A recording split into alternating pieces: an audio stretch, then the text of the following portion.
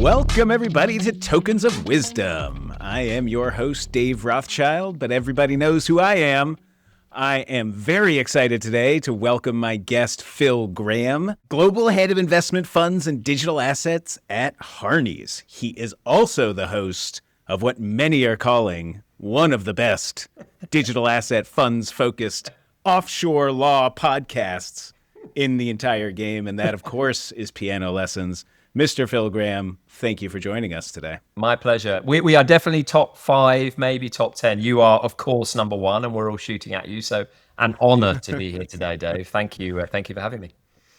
What touching words. What touching words. I actually should have said that everybody should listen to the disclaimer at the end of the show before we dive too deep into this. Phil is going to regale us with all kinds of wisdom, but nothing he says here is legal advice. This is for educational purposes only. And the things that he tells us are his own personal opinions, not coming from his employer or any affiliated entity. Correct. And almost certainly incorrect. So yeah, that's as the wonderful lawyer you are, I knew you were gonna rib me if I forgot the disclaimer, so had to get it out of the way. Perfect. Well, Phil, thank you for joining us. I wanted to bring you onto the show today because we're talking about offshore funds. And in my last interview episode, I was talking with Colleen Fay from Witham all about tax issues. And she pointed out that a lot of tax-related issues for non-U.S. and tax-exempt U.S. persons coming into investment funds can be solved by forming an offshore blocker. And having been doing this work for a very long time, I know that there are 2 jurisdictions that are very commonly used for domiciling these offshore blocker funds. One is the Cayman Islands, and another is the British Virgin Islands, or BVI. And since you are one of the foremost experts in BVI investment fund law, I thought you were the perfect person to come on and tell all my distinguished listeners about the ins and outs of forming a BVI investment fund. So that's why you're here today. So first question, very difficult one. Why should I choose BVI over Cayman? If I'm starting a fund, let's say I'm a U.S. manager, I'm starting a fund, I've got a bunch of non-U.S. persons that are interested in investing, I need an offshore blocker. Why should I choose BVI over Cayman? Great question. It is actually a tricky question. I would also say it's the most common question I have been asked over my 17 years of being offshore. I must bring my own disclaimer in here. As the global head of investment funds at Harneys, I'm entirely agnostic as to which jurisdiction of ours you choose. I will then bring in an element of bias. I am also head of the investment funds team in the BVI, chair currently the committee that focuses on getting the BVI as well known for our fund structures as possible. And so I do have an element of bias, and so we'll bring that to your question. Now, Cayman is the one everyone knows. Cayman is the well-trodden path, not just for John Grisham and Tom Cruise films, but actually because it's a fantastic funds jurisdiction.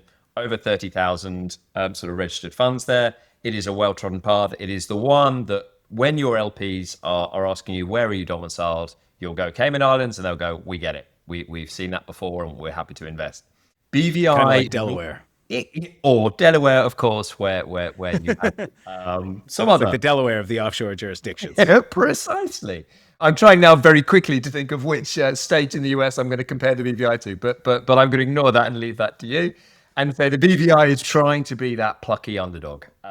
It really is. When you have, someone in your position, you have a manager come along and go, look, Cayman looks great. We understand the need for it. Exactly as Colleen says, we get the tax structuring here, but are there any alternatives? Is there something else we should look at just to compare and contrast? That is where we say BVI is the perfect jurisdiction to compare and contrast. It is, the legislation is 95%, don't accept that as a number, but 95% exactly the same. The structures are incredibly similar. The concepts are incredibly similar. The legal basis is incredibly similar. So fundamentally, it's going to feel very familiar, but it offers you something slightly different. And not that anyone ever wants to sell on cost, but fundamentally it's cheaper. So when especially emerging managers, startup managers are looking at an alternative, they often come to us to just bench the cost and bench the regulatory overlay and bench the red tape that they may be surrounded by getting launched. And BVI often offers just those little things that for some emerging managers tips the balance, and they say, yes, actually, maybe that's a better choice. So headline level, would it be accurate to say, you're getting all the same benefits by forming in BVI that you would get in the Cayman Islands, save maybe some marketing cachet of being in that, Delaware of offshore jurisdictions, but you're saving a little bit of money. I think that is fair to say, and I think my Cayman colleagues would agree with me as well. Now that cachet is very valuable to some people in some ways, and what's interesting for us is obviously with our sort of global reach is in some jurisdictions, in some regions, certain aspects are very, very popular, and often people come to us and say, which one should we choose? And our first question instantly is, what's your investor base look like? Where are they? What kind of size are they? What kind of familiarity do they have with offshore structuring? And for some people, Cayman may just be the right answer of a certain size in a certain way. That is the right answer. But for others, actually, BVI is pretty interesting. So we genuinely would summarize in exactly the same way as you, that you're getting all of the benefits and hopefully at a much lower cost. So maybe let's dive into a little bit of the process, and you don't have to give me a specific cost, but we can talk sort of high level what the sort of cost of setting up offshore might be. But so if I talk a lot on this show about U.S. laws that apply to investment funds and fund managers, and these are private funds, so they don't have to register with the SEC because they're limiting who can invest in them. Talk me through how it works in the offshore jurisdictions, specifically BVI. If I'm starting an investment fund that in the U.S. would be a private fund, are these funds registered with a local regulator? Are they exempt from registration like they are in the U.S.? What's the regulatory regime? Absolutely. So fundamentally, we break our funds that you have to go to the regulator for into open-ended and closed-end buckets. Before, as it was in Cayman as well, only open-ended were regulated. That changed a number of years ago now. And so you now have both of those buckets available to you. And I can talk you through the process for either of those. There is also a third piece to this. And I know, Dave, you're exceptionally good at navigating this as well.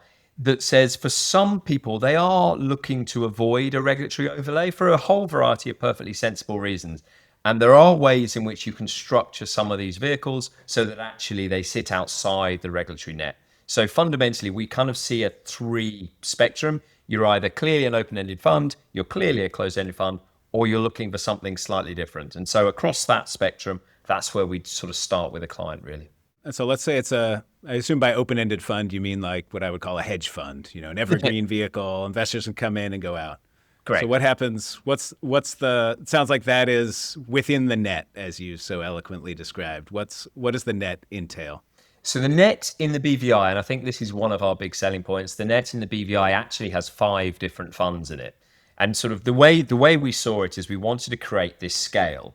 And effectively, you can start at the very primitive fund that is still regulated in some form, and then work your way up as the fund grows in size, as you need more infrastructure, as fundamentally you're going out from a friends and family raise to maybe looking at some high net worths, to maybe looking at a family office, to then eventually getting to institutional. You can grow your fund accordingly. And I use a horribly cheesy kind of acorn oak tree analogy, but what we're trying to do is create something that starts you off that you can build upon, but doesn't drown you in cost right from the outset. And I think that's always the critical part for us, is that you get some brilliant managers with some brilliant ideas, with some real talent behind them, but they try and build the whole thing right from get-go. And Dave, I've heard you articulate it.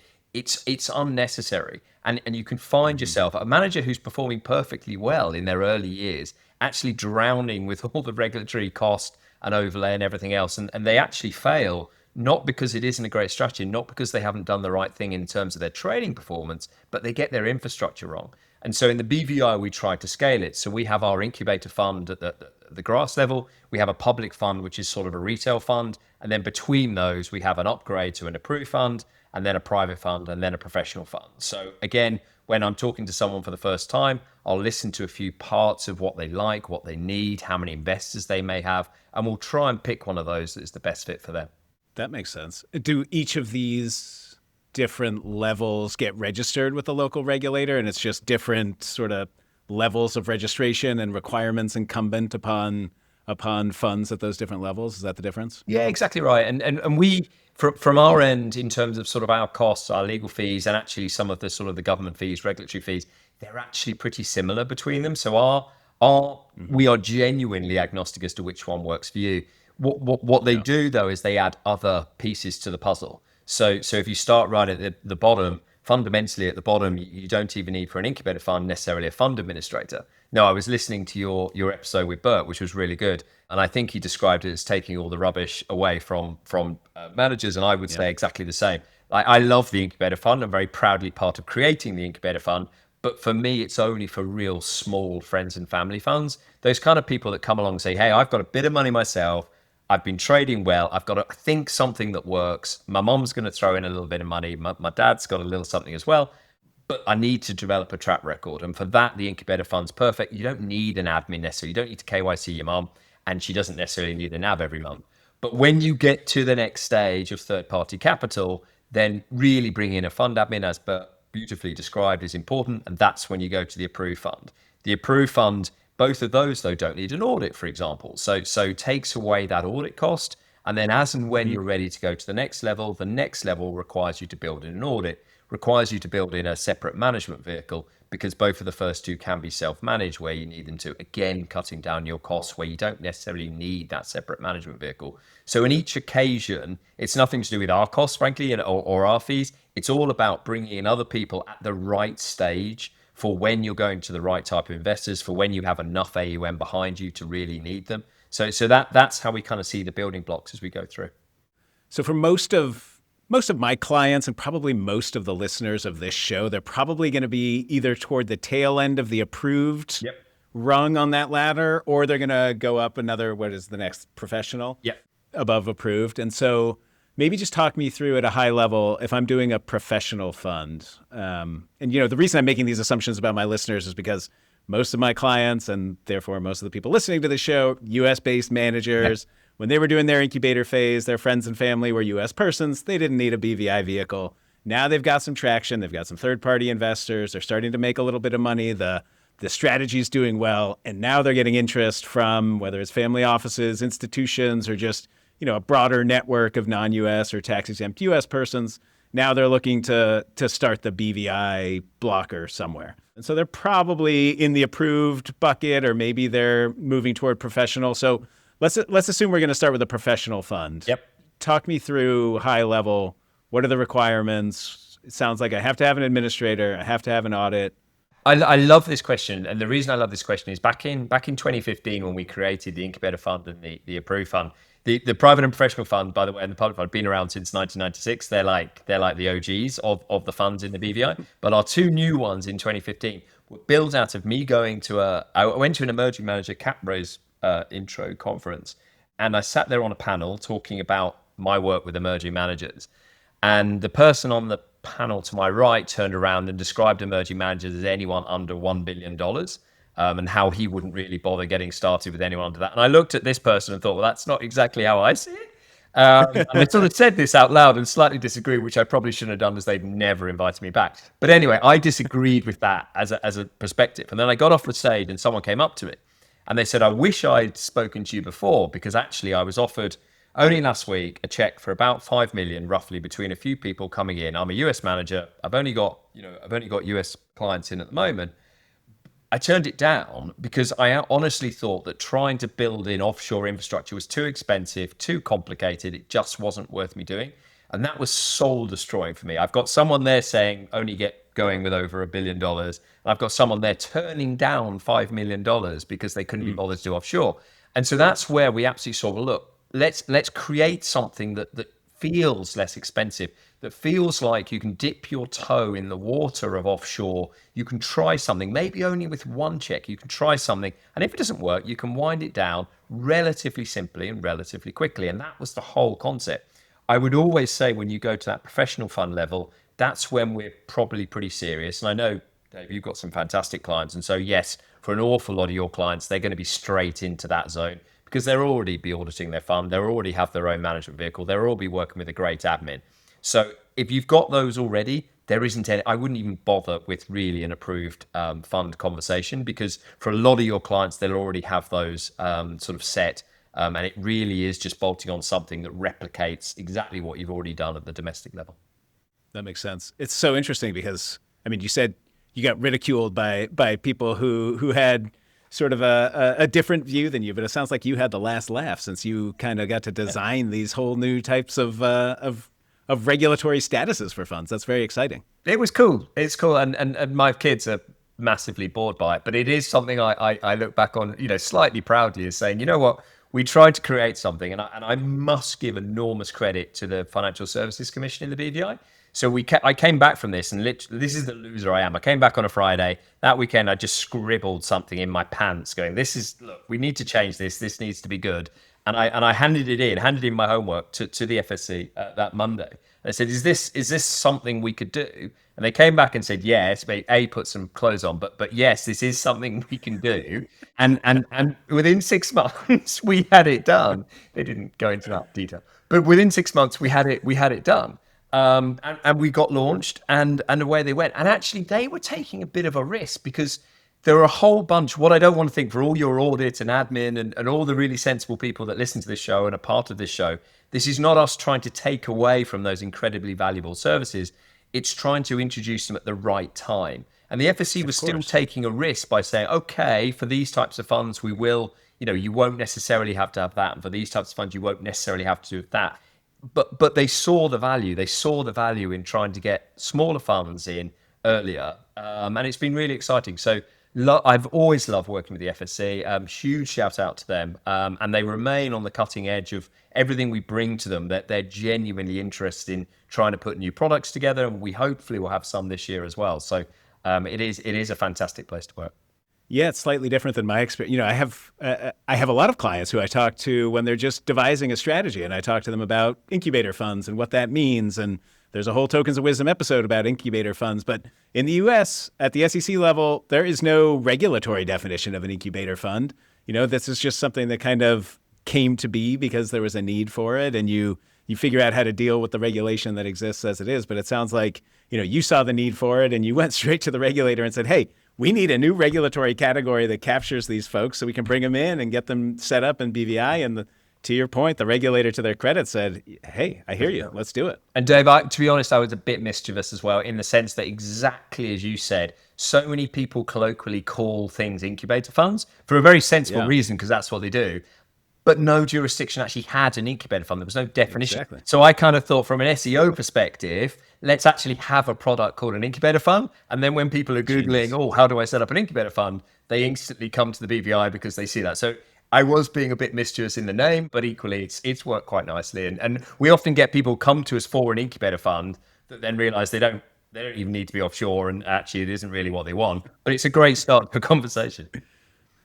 It's funny, and now I feel like there's a second answer to the first question I asked you of why choose BVI over Cayman. Sounds like the regulator is truly receptive to suggestions. They genuinely are. And going back to one of the things you and I have done an awful lot together, which is crypto funds.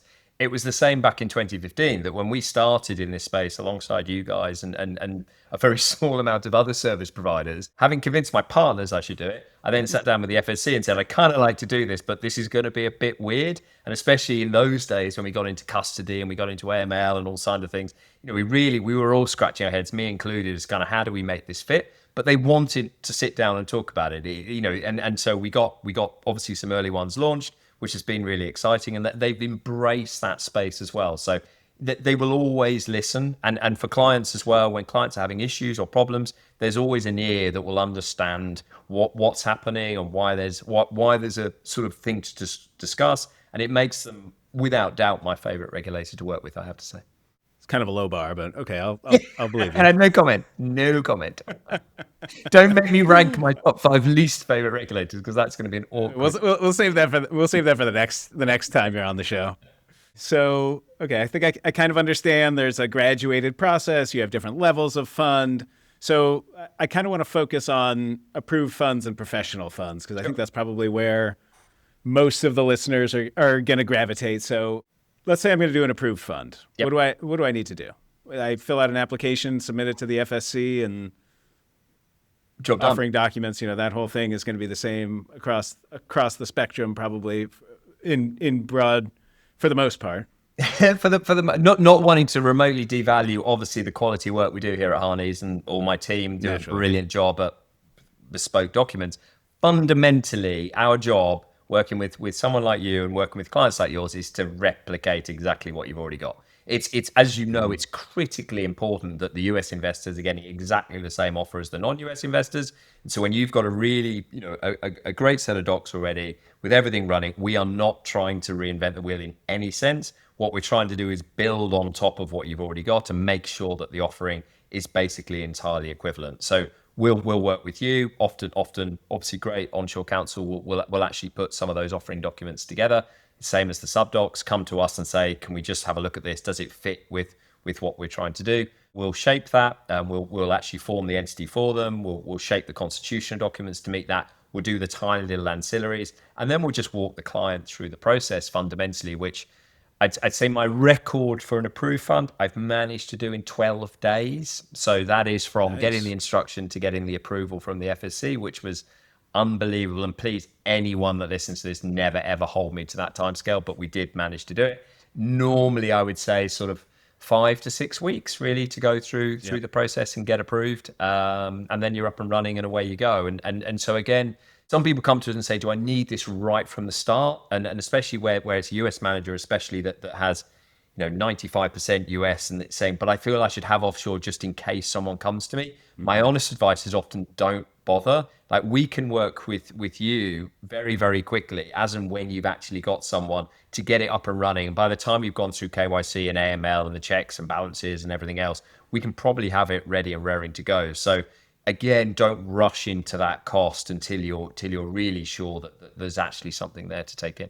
Okay, so approved fund, you submit an application, the regulator actually reviews it, and do they have substantive comments on what your offering entails, or is it, yes, you've engaged an administrator, that's the requirement, you've met it. You've engaged an auditor, that's a requirement, you've met it. Is that the extent of their review, or is it more involved than that? I will say in the 17 years I have been putting in fund applications, which is now a lot of fund applications, I have never had one rejected. We've had a number of comments on them, and there is often a first round of comments of just please explain X, Y, Z to us.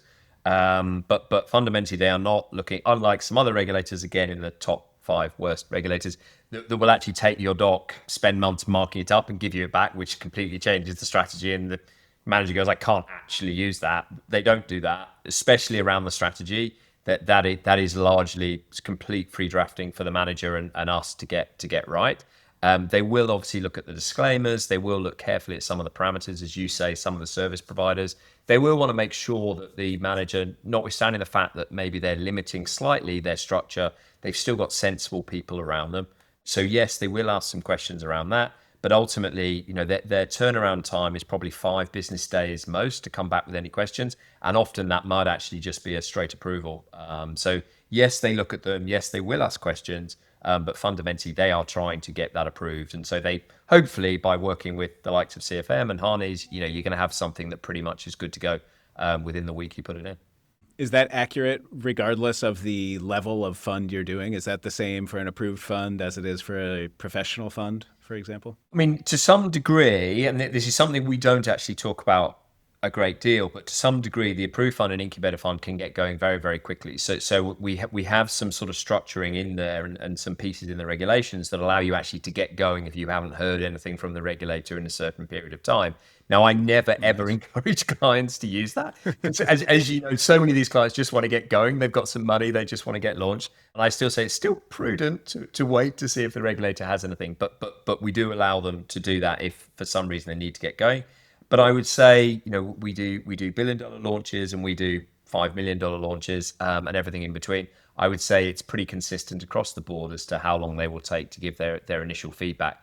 Obviously, for the larger they are or the more complicated they are, the initial feedback, the initial questions might be more sort of in detail.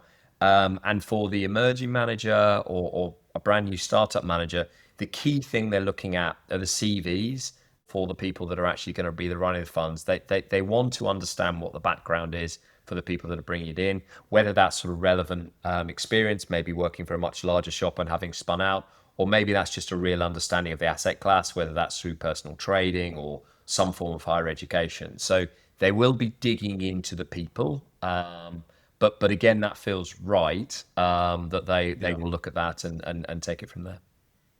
Do those individual people have to get any sort of local license in order to manage a fund in No, BVI? no, they don't. So one of the things, again, we've really tried hard to in the BVI is to not mandate too much local requirement. I mean, our islands are stunningly beautiful and absolutely everyone should come and visit them because they really are a lovely place to be. But there are 30,000 people there. So we very quickly concluded that trying to mandate too much local requirement was utterly ridiculous and never going to work when you're trying to deal with a sort of global marketplace. And when you look at BVI, there are 350,000 active BVI companies out there on the planet. It's an incredible registry doing incredible things. And so having too much local requirement would have been absolutely nonsensical. So no, we've kept absolute flexibility for where your directors need to be, where your auditor needs to be, where your other service providers need to be. So you can really ensure that you bring in the best people for that particular launch. No actual requirement to get registered or in any form licensed in BVI. Now, if you need, for example, an offshore management vehicle, and some clients do, then that does require a management license locally, and we get into that conversation. Yep. But ultimately, you don't need a BVI manager in any sense. Sounds very simple. Okay, so fill out an application, submit it to FSC. Depending on the type of fund, you're going to need an administrator, you're going to need an auditor.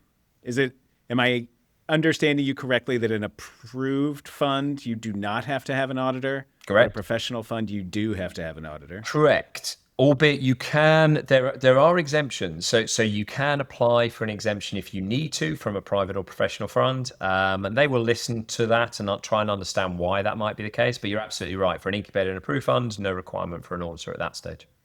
What about other officers? There are all these officer acronyms, AML, Officer Money Laundering Reporting Officer, yeah. MLRO, AML. What are these relevant in BVI, or is that a Cayman thing? Cayman's doubled down, I would say, but they're certainly relevant in the BVI as well. And obviously they're based on sort of international FATF principles, so all good jurisdictions will require them in some form. The BVI does require a fund to have an MLRO.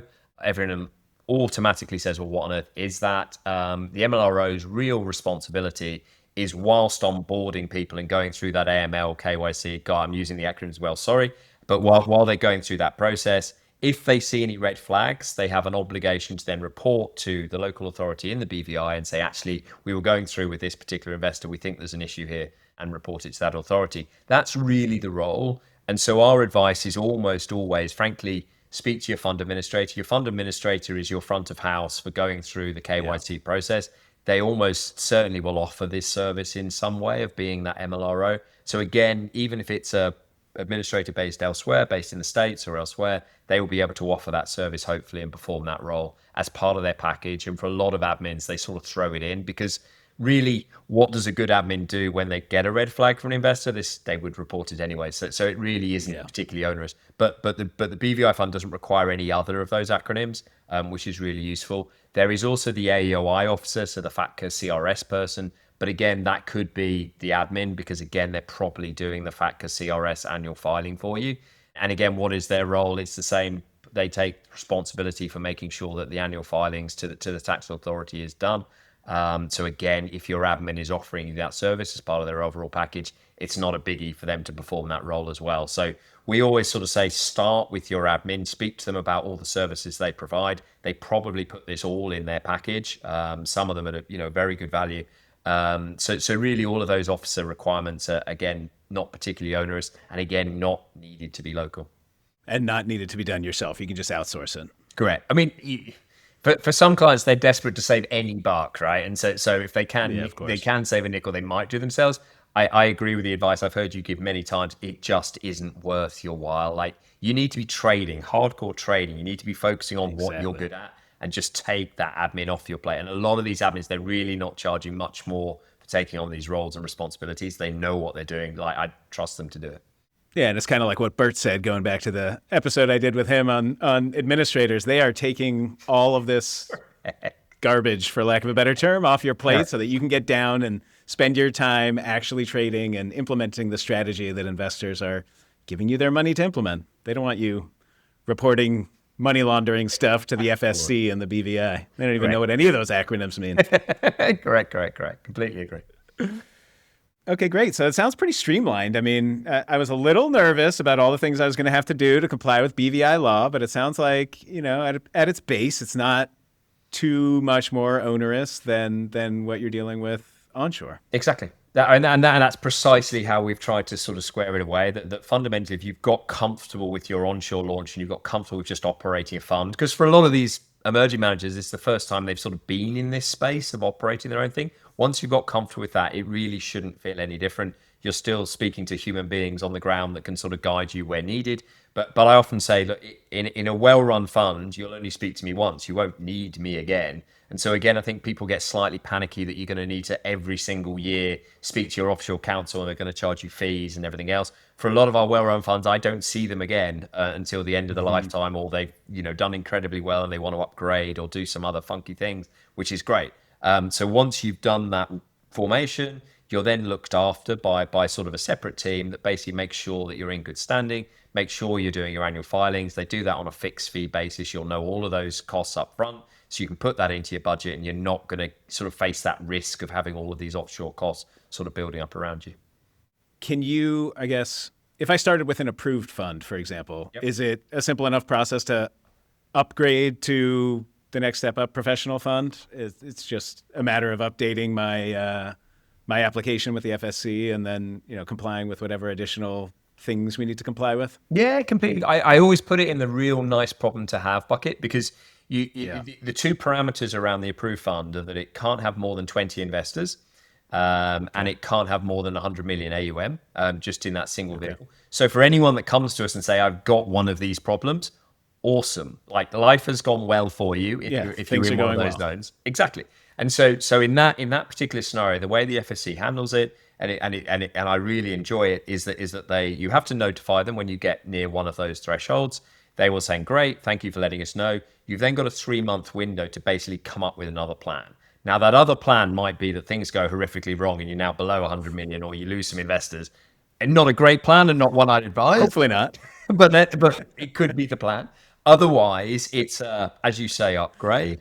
For some people, it might be setting up a fund elsewhere. There might be a whole bunch of things you might want to do, but you've got a comfortable period of time in which to make that decision. If you ultimately decide, as you say, to do the upgrade in the BVI, that is the simplest option. And it's simply really another wrapper. So it's going to your docs, it's changing some of the references, it's putting in a new application. And at that point in time, one thing I want to always make critically clear is the vehicle remains exactly the same. The track record remains exactly the same. All of your investors remain in exactly the same place. All of your assets remain in the same place. The accounts all stay the same. Everything's the same. You're just putting a new wrapper on the same vehicle. So that upgrade process is very, very easy. It's probably 2 weeks at most to get it done. It's not particularly costly. And so again, you have some people come with, I need a professional fund, or I need to have everything. And I go, do you to begin with? Because we can start smaller and cheaper and easier, and then at the point in which you've got there, that's the time to actually spend the money. Entirely up to clients. If they wish to spend their money on that, they are more than welcome to. But I do think that approved fund, especially in your line of work, where you've got sort of mini master structures, where you've got someone that maybe has 1 or 2 checks from outside the US and is just thinking about it, I think it's perfect to bolt that approved fund on at a pretty cheap value. Just see how things go. And if things are going great, upgrade and start selling to the world, and obviously in accordance with all securities laws in over 200 countries. But fundamentally, get out there, do your thing. Obviously. But for the starters, just have 1 or 2 investors just sat there, see how that goes, and then upgrade as and when you've decided it is definitely something you want to do. All that we've been talking about, does this apply only to open-ended funds? Is there an entirely different regulatory regime for closed-ended funds? There is. We call them private investment funds, just to distinguish from private funds in Cayman and to be annoying. So private investment funds in BVI. Very annoying indeed. Very annoying indeed. But we are proud of it. So PIFs, as we call them, in a very catchy, yet another acronym to throw in, are another thing. We don't have quite the same scope in terms of the sort of the layered structure, but what we do have is basically equivalent to the sort of private and professional fund. And so you can come to us and say, either I'm happy to have a cap of 50 investors coming into that fund, or that I'm happy to say it's purely marketed on a private basis, or that I will make sure every investor has a minimum of 100K and that they are professional investors in some form. So you have any of those overlays you can bring in, and then we can get that launch for you accordingly. Does that require another application with the FSC, or are you totally outside of the FSC's purview at that point? No, you're inside the FSC's purview. So it is another application. I will say that the closed-ended fund regime does have more safe harbors within it than the open-ended fund regime. So for a lot of clients, depending on what they're doing, they will look at the safe harbors as well, unless they really want to be regulated, and look at some of those and see, do they naturally fit within those safe harbors? So the three classic ones are single investor vehicles. In our view, absolutely no need to regulate those, and in the FSC's view as well. Single investment vehicles where there's no diversification play at all. Again, we don't think they need to be regulated. And where there's no offering, where it's more akin to almost a joint venture between a few people doing something. Again, if you fit into one of those safe harbors, you're probably outside the purview of the FSC, and so you don't need to go through a regulatory overlay. So in those three buckets that I talked about earlier, often for people, they're looking at that as a bit of an alternative. And what's been interesting for me, especially with the private fund regime coming into Cayman, is that a lot of even the very biggest managers are still slightly frustrated by they've got 5 very big investors, but they've got 5 investors into a single private fund in Cayman, and they're still having to spend all of this money on all of this regulatory overlay and all the officers and all the acronyms that you have. And a lot of them actually turned to the BVI and said, you know what, do we need that? And can we actually fit within one of these safe harbors, launch some of these a little more quickly, a little more flexibly? So even the very biggest managers came to us and started to have these conversations, which was really interesting. So we do think the sort of the private investment fund regime is really, really flexible, and again is there for people who want to be a little more creative with what they're doing and why they're doing it. And we're there for the conversation. So I think I have a decent sense of the regulatory regime in BVI. It sounds a little easier than Cayman, so that sounds nice, at least in some respects. Yep. So I want to hear a little bit more about your business. It sounds like you'll work with any kind of fund manager, any size, any strategy. Within reason, that's 100% true. And in fact, I get told off constantly for the fact that I work with any fund manager, any size, any strategy. But I love it. I mean, I remain passionately in this space. I, of course, for anyone that's listening, very passionate about my big clients, institutional clients, and what they do, and that's very exciting. But I really like the small stuff. I really like watching people get started. I really enjoy people sort of cutting their teeth for the first time, and now with the grey hair really feel like a dad to a lot of these, and sort of saying, you don't need to spend your money on that, and just, you don't need to go out tonight, maybe do some more trading. But fundamentally, I enjoy all size, all strategies. I will slightly embarrassing, I actually had a call earlier today, slightly embarrassing probe into strategies. I'm always fascinated by strategies and why someone sees that as a need in the market at this particular time. And I slightly embarrassing, sometimes strain to say, sure, like especially when you've heard sort of you try to dissuade them from you and I hear a lot, right? So we hear a lot of strategies, and we hear a lot of people come to us as if they've created fire for the first time, and you've probably, it's about the 10th time only that week you've heard exactly the same strategy. The interesting one is when someone comes with the reverse of it and sort of say, the way I see it, Bitcoin's going to zero, so here is my massive short idea. And you sort of sit there and you scratch your head and you say, okay, who's coming in on this with you, and how do you see it? So I will genuinely invest some time in understanding why they're doing and what they're doing. And as I say, really get into the investor piece, because I think for a lot of managers, trying to understand who are your investors, they do come to us, especially with our global footprint, and sort of say, all we need is an offshore fund, and then we can market to everyone, everywhere, of any size, and this is going to be great. And obviously, that's not true. And we can put it all on Twitter, and that's going to be fine because no one reads Twitter. And you're like, well, A, it's called X, and B, no, that's also not true. So fundamentally, we really want to get into the nitty gritty. And for me and for a lot of members of our team, we do these kinds of introductory calls pretty regularly. We don't charge anything for them. We're here to sort of talk things through, and we'll talk to anyone of any size. But obviously, it comes at a certain price point. And there are a number of people, especially in the US, actually, a number of people come to us at a very small size. And I think it's again, slightly my mischief in the sense they Google incubator fund and say, hey, cool, I want one of these incubator funds.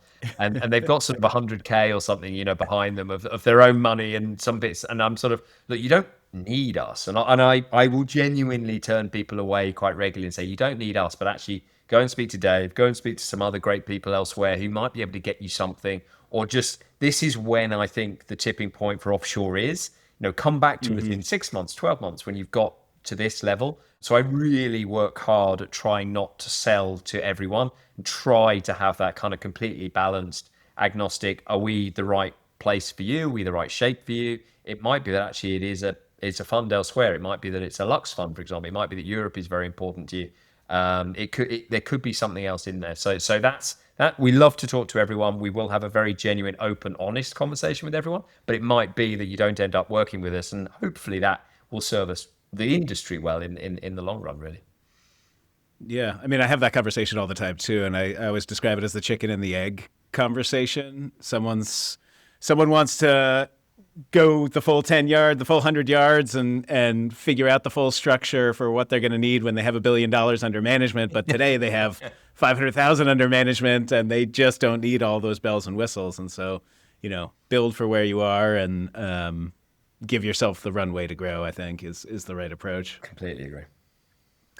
And then, how do you generally charge for your services? Do you work with folks on an hourly basis? Do you do flat fees? Some of choose your own adventure? How's it work? God, I love choose your own adventure books. We really work hard to do it on a flat fee. I am known within Harneys for being constantly against the hourly rate. I hate hourly rates. I think they're ridiculous. I don't want law firms to really continue with that practice, but seemingly I'm almost on my own shouting about this and have been for a while. But clients need certainty. Clients need to know what's going to come at them right at the end. And so largely we will have these conversations. We'll present a number. We will really try hard to hit that number at the end. As you know, things can go sideways though. And at those moments, we need to then have a conversation around, this is okay, we can do this, but it is going to cost you a little bit more. And I think that's where clients get a little bit frustrated. And sometimes that becomes an hourly rate because you're almost blank piece of paper and everything else. But as hard as we can, and I know you offer a similar sort of service there, as hard as we can, we will try and do it on a flat fee where possible. What would you say to somebody who is evaluating various offshore counsel? Like what should they be thinking about? How do they make a decision between Harneys and various other firms that are operating in BVI? Various other wonderful law firms. Wonderful law firms. There are a whole bunch of us, and the BVI is a lovely place because the actual sort of financial services community is incredibly friendly.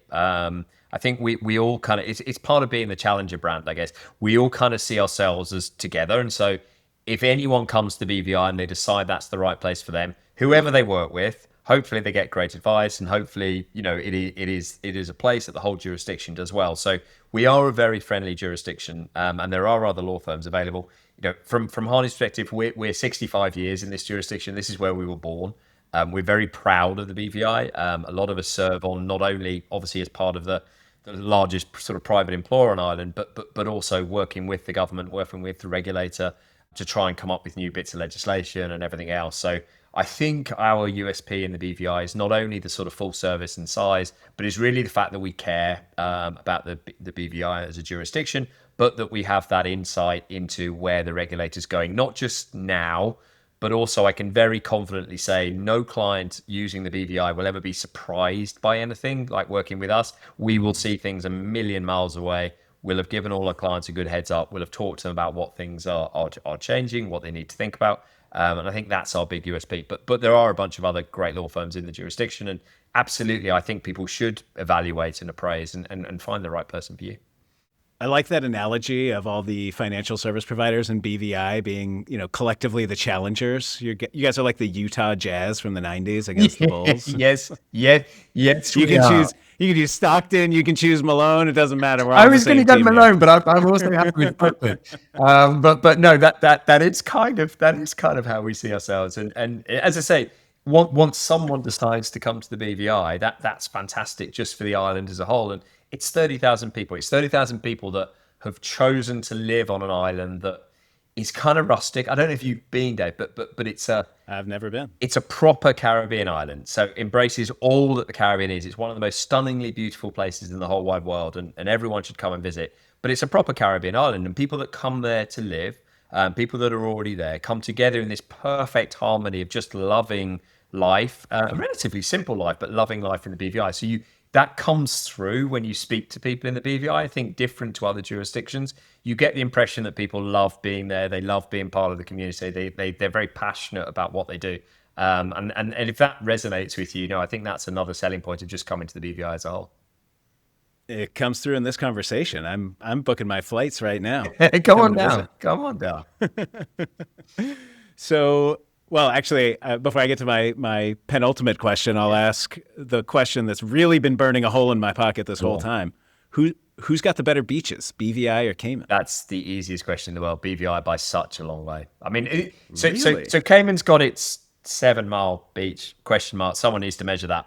7 mile beach, which is nice. Throwing bombs over here. I love it. Cayman is a nice place, sure. BVI will blow your mind. Like if 7 Mile Beach is where you set that bar, the bar doesn't exist on your screen, and there are so many of them. So in the BVI, you've got 60 islands, so many uninhabited. Your weekend will be spent jumping on someone's boat, going to an island that's completely yours. It is white sand, it is palm trees, it is turquoise blue sea. There are infinite amount of them that you can go and enjoy yourself on. You walk onto any beach. I'm now ruined. Any beach holiday is ruined because in the BVI, you walk onto the beach and you've got it yourself. It is the most stunningly beautiful beach you've ever seen, and it's yours to do with what you want, whatever you get up to on a beach, Dave. It's yours to do it. And then I go now anywhere that there's other people on it. I'm like, ugh, there are people here. What are these people doing there? What are these people doing? So no, beach comparison is no comparison. So Cayman is a very beautiful place, and that is a great long beach. But BVI is a stunningly beautiful place to be. Wow. Have I ever erred in my choice of jurisdiction for lawyer licensure? My goodness. You are really selling me right now. Okay, last couple of questions. What is the smartest thing a new fund manager can do when they're setting up an offshore fund? Listen to their onshore counsel. I think you have to find the right onshore counsel who, a bit like us, comes with you for the journey. We'll give you some pretty sage advice and sort of really understand who you are, what you want to do, and where you want to get to. And I am a huge fanboy of your podcast. I think it's absolutely fantastic, and some of the advice you give on there is absolutely spot on. So I really couldn't better it. But I think really sensibly talking to someone you trust and letting them into your journey. Don't always nickel and dime. I know I've spent basically half an hour talking about cost, which I didn't want to particularly, but it isn't always the cheapest answer. It's the right. It's your first answer. Yeah, I know. Can we scrap this whole thing? But it isn't always the right answer. It is talking to someone who understands what you are and really wants to be part of the journey with you and sort of structures their fees accordingly. So really take some time with that person, trust their instincts on who would be the right person to work with, et cetera, and sort of go from there. I would also say, keep it simple-ish. The chicken and egg is such a good analogy. There are many people who are desperate, great traders, great strategy, but go to some of these cap intro events like iConnections, go down to that in January and do the speed dating weirdness of every 15 minutes an allocator being there, and allocator sits there and politely says, "This is lovely," and your graph does the right thing, but give me 3 years of track record and then I'll put some money with you. Or you've only got X and I only invest 10 million and I can't put 10 million into that size fund. And they sit there going, well, put your 10 million in and then I can get the track record. And then so massively frustrating. The simpler you keep it to begin with, the simpler you get that track record going, the simpler you can turn around and say to someone, I've got my 3 years track. It's going in the right direction. I built organically for now. And then you go to market. Don't try and go for the whales immediately. But that's kind of where I see it. Sage advice as always, my friend. And then flip side of that question is, what is the biggest mistake I can make? Or what should I do? What should I avoid when I'm setting up my offshore fund? So I always think, again, it's basically the same answer, but the overcomplication, and the two areas I see overcomplication more than anything else is strategy and is in fee structure. So strategy, you have some really bright minds whose minds go in a ton of different directions. And they go, well, there's an opportunity here, and there's an opportunity here, and there's an opportunity here, and I could do this. And they come up with this thing, and they say, can we have 5 share classes?